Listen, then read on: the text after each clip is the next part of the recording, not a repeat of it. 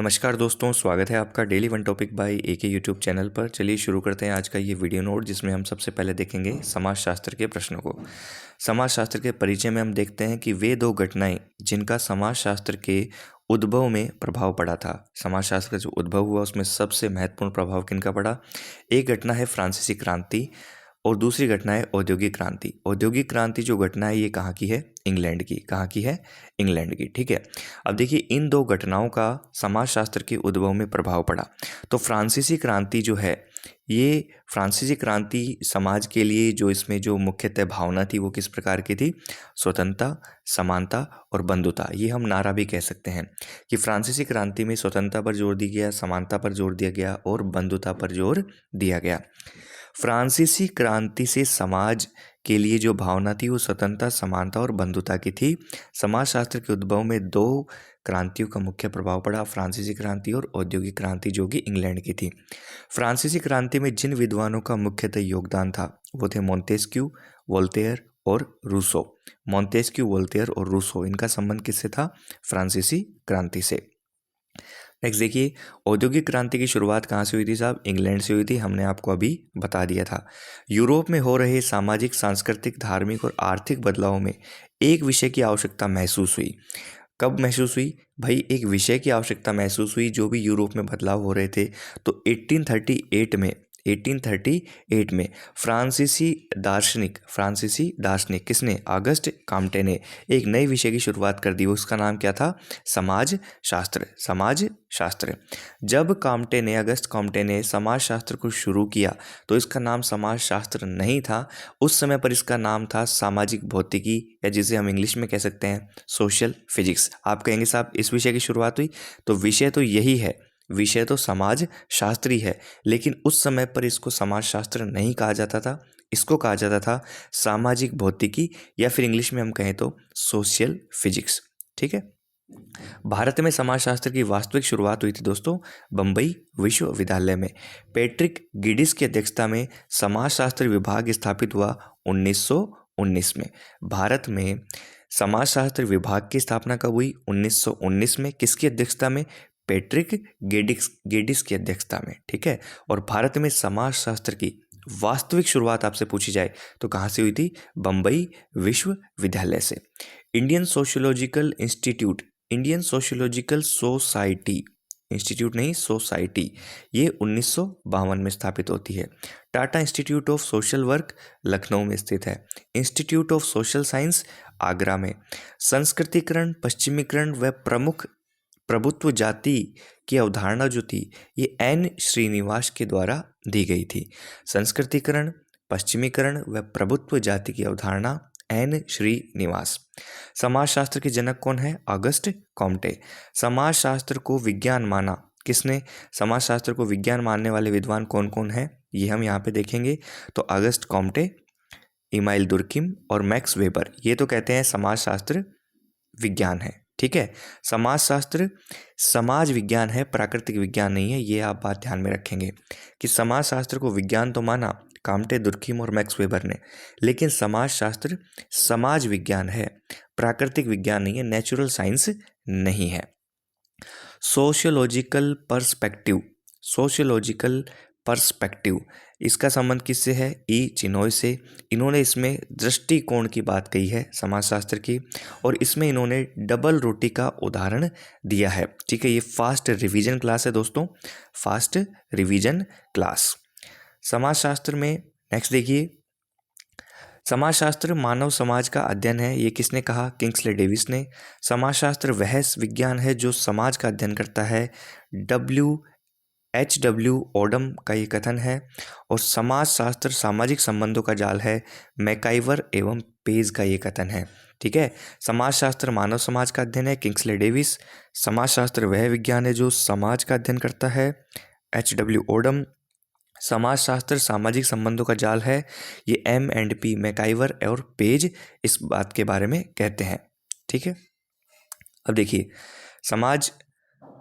समाजशास्त्र सामाजिक संबंधों का अध्ययन है। तो देखिए यहाँ पे एक्स और वाई के बीच में क्रिया और प्रतिक्रिया की जब बात होती है तो फिर अंत्यक्रिया स्थापित होती है, उद्देश्य स्थापित होते हैं, स्थायित्व आता है संबंधों में, और फिर सामाजिक संबंधों का निर्माण होता है।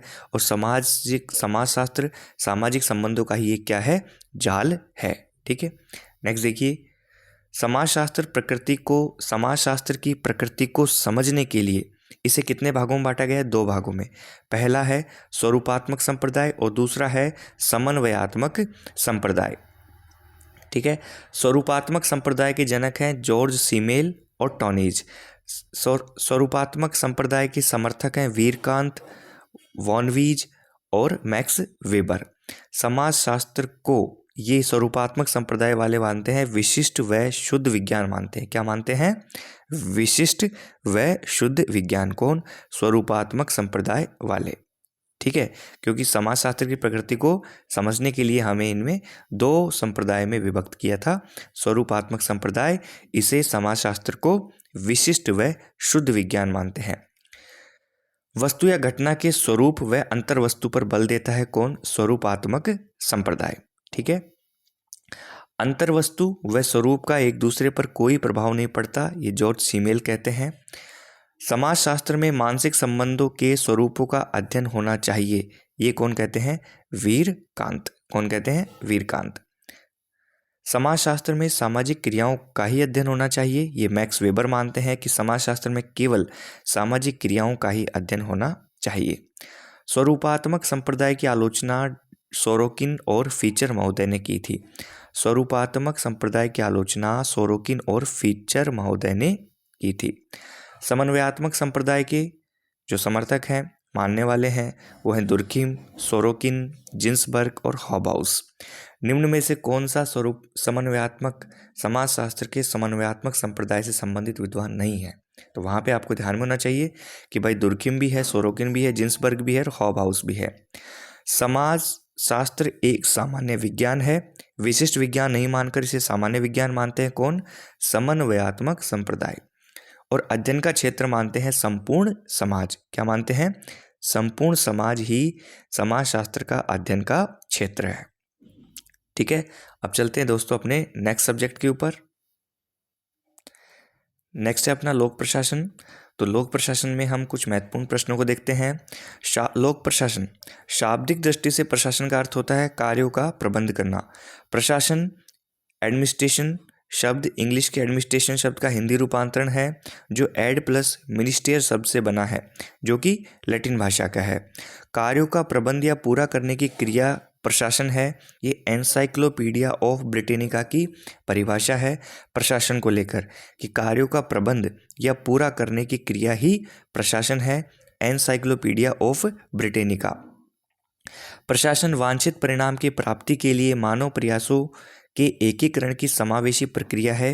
ये टीड महोदय की परिभाषा है प्रशासन से संबंधित कि प्रशासन जो है वांछित परिणाम की प्राप्ति के लिए मानव प्रयासों के एकीकरण की समावेशी प्रक्रिया है। कार्य व उद्देश्य की दृष्टि से प्रशासन को 2 भागों में बांटा जाता है। वो 2 भाग कौन कौन से हैं, लोक प्रशासन और निजी प्रशासन। ठीक है, लोक प्रशासन और निजी प्रशासन। लोक प्रशासन में लोक शब्द का अर्थ होता है दोस्तों सरकार से। प्रशासन का वह भाग जो सामान्य जनता के लाभ के लिए होता है वो है लोक प्रशासन। प्रशासन का वो भाग जो सामान्य जनता के लाभ के लिए होता है वो लोक प्रशासन होता है, और लोक शब्द का अर्थ यहाँ पे सरकार से है। लोक प्रशासन का अर्थ के रूप में 2 रूप हैं, एक विस्तृत और एक संकुचित। एक तो क्या है, विस्तृत और एक संकुचित। सरकार की 3 शाखाएं जिसमें शामिल होती हैं, कार्यपालिका, न्यायपालिका और व्यवस्थापिका, वो आता है विस्तृत और व्यापक अर्थ में। विस्तृत अर्थ, लोक प्रशासन के विस्तृत अर्थ के समर्थक हैं वुडरो विल्सन, एल.डी. वाइट, डिमॉग, पिफनर और निग्रो। ये विस्तृत अर्थ के समर्थक हैं।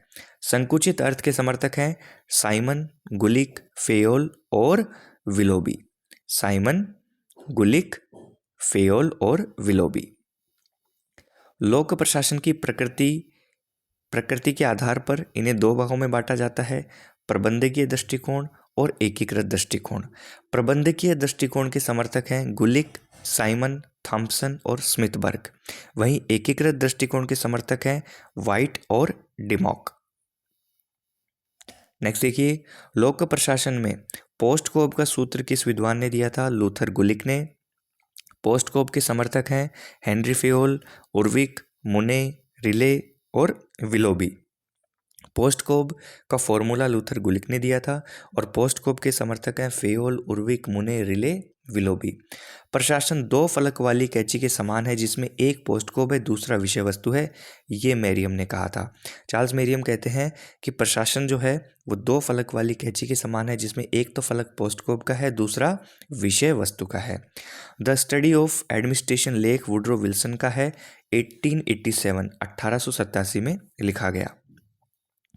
नेक्स्ट देखिए, प्रशासन सरकार के क्या और कैसे से जुड़ा हुआ है, ये डिमॉक का कथन है। विषय वस्तु दृष्टिकोण किसने दिया था? मेरियम ने। और पोस्टकोब में ये शब्दावलियों का अर्थ आपसे पूछा जा सकता है, अलग अलग शब्दों का, जो मैंने आपको वीडियो नोट में बताया भी था। तो पोस्टकोब में सीओ का अर्थ क्या होता है? तो कोऑर्डिनेशन यानी समन्वय। और पोस्टकोब के जो ये सारे हैं इनको आप एक बार अच्छे से देख लीजिएगा, जो अपनी सीरीज चल रही थी उसके अंदर भी मैंने आपको बताया था एक एक अक्षर के बारे में, ठीक है। Planning, organisation, staffing, directing, coordination, इस प्रकार से, ठीक है, ये आपको ध्यान में होना चाहिए। नेक्स्ट देखिए, नेक्स्ट विषय पर चलते हैं, नेक्स्ट सब्जेक्ट। अब हम बात करेंगे दर्शन शास्त्र के कुछ महत्वपूर्ण बातों पर। वेद शब्द का अर्थ होता है जानना, जो कि विद धातु से बना है। वेदों की संख्या कितनी है दोस्तों? 4 हैं। वो 4 वेद कौन कौन से हैं? आप इन्हें हिस्ट्री में भी पढ़ रहे होंगे, ठीक है। तो ऋग्वेद, यजुर्वेद, सामवेद और अथर्ववेद। ऋग्वेद की भूमिका मंत्रों से संबंधित है। यजुर्वेद यज्ञ व कर्म कांड इसमें समाहित हैं। सामवेद गायन गीत शैली से संबंधित है और अथर्ववेद जादू टोना वाली प्रक्रिया से संबंधित है, ठीक है। ऋग्वेद, यजुर्वेद, सामवेद और अथर्ववेद। ऋण त्रयी से क्या आशय है? तो ऋण त्रयी, देखो 3 प्रकार के ऋण होते हैं। पितृ ऋण, पितृ ऋण से कब चुक जाएगा? पितृ ऋण संतान उत्पन्न होने से ये ऋण चुक जाता है। देव ऋण यज्ञ द्वारा चुकाया जाता है और ऋषि ऋण शिक्षा ग्रहण करके चुकाया जाता है। तो ऋण त्रयी, पितृ ऋण, देव ऋण और ऋषि ऋण। वेद, वेदों के देखिए यहाँ पर 3 भाग बताए गए हैं। एक तो होती है संहिता, एक ब्राह्मण और एक आरण्यक। प्रस्थान त्रयी से क्या तात्पर्य है? प्रस्थान त्रयी में उपनिषद, गीता और ब्रह्मसूत्र ये तीनों आते हैं, ये होती है प्रस्थान त्रयी। प्रस्थान त्रयी में समाहित हैं उपनिषद, गीता और ब्रह्मसूत्र। जो अपने ज्ञान रूपी प्रकाश से स्वयं प्रकाशित हो वह दूसरों को भी प्रकाशित करे, वो कौन है? देवता। दिव धातु से बना, जिसका अर्थ क्या होता है? चमकना। जो अपने ज्ञान रूपी प्रकाश से स्वयं प्रकाशित हो और दूसरों को भी प्रकाश दे, वो होता है देवता। ये दिव धातु से बना है जिसका अर्थ होता है चमकना।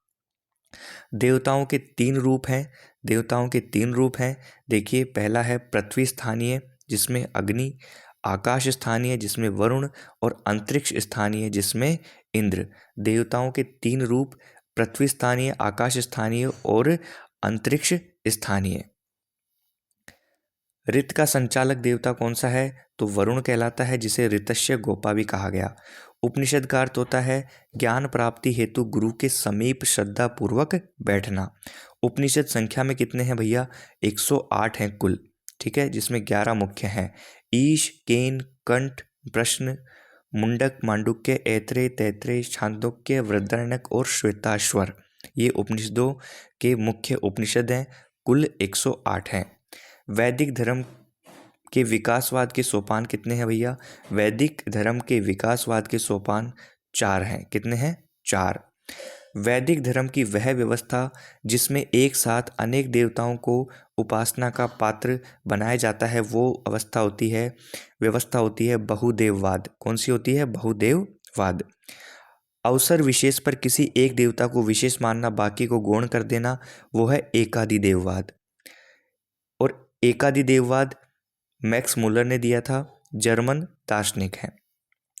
ईश्वर एक है, उसके विभिन्न नाम हैं, ये एकेश्वरवाद है, जिसे मोनोथिज्म कहा जाता है कि ईश्वर एक है, उसके विभिन्न नाम हैं।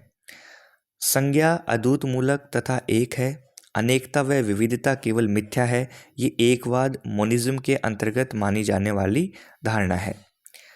एकवाद यानी मोनिज्म के भाग कितने हैं?